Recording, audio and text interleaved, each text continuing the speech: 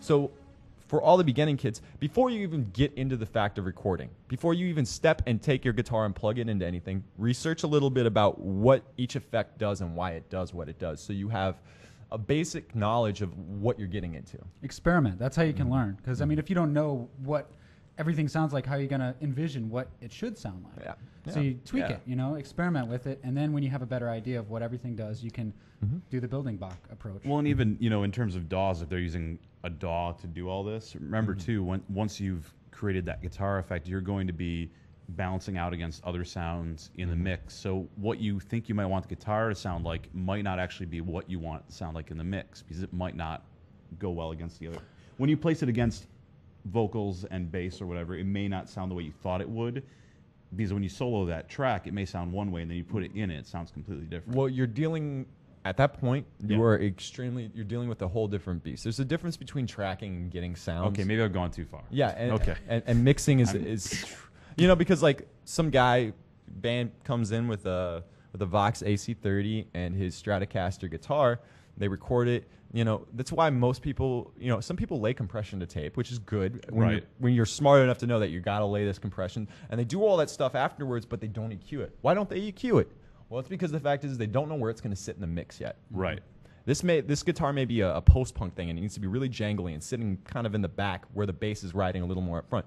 Or this may be like a harder rock sort of thing, like guitar rock. It's at the forefront. Yeah, it's at the forefront, and you need lots of distortion and gain. And like they're not messing with that yet. They're going to be, they're just trying to get the signal. They want the sound basic right. You want the silhouette before you fill it in. Right, exactly.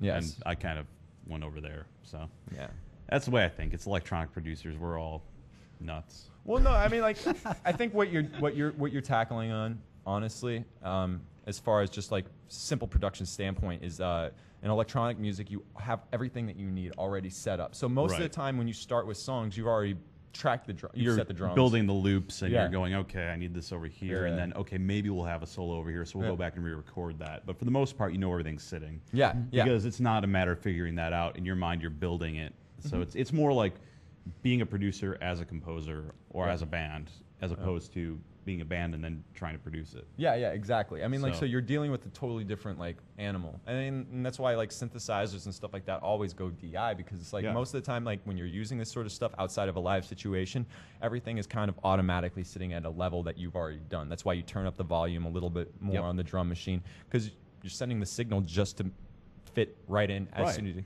and that's why you barely EQ anything. Yeah.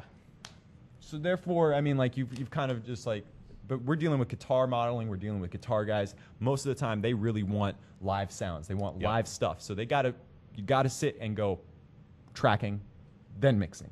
Right. And you can't do both at the same time, because then you're always just gonna end up with a jumble of shit. I mean, like it's just like it's not even. I'm sorry, it may sound mean, but like it's. No, it literally is. I mean, you can get to a point where you're monkeying around so much with sound that you've just 6 hours have passed and you've got nothing done, because I've done that before. Oh yeah. You have your effects pedals out and you're just like hole. For all the know-it-alls out there, you should to get a little more advanced, you should only be spinning about 4 hours per mix.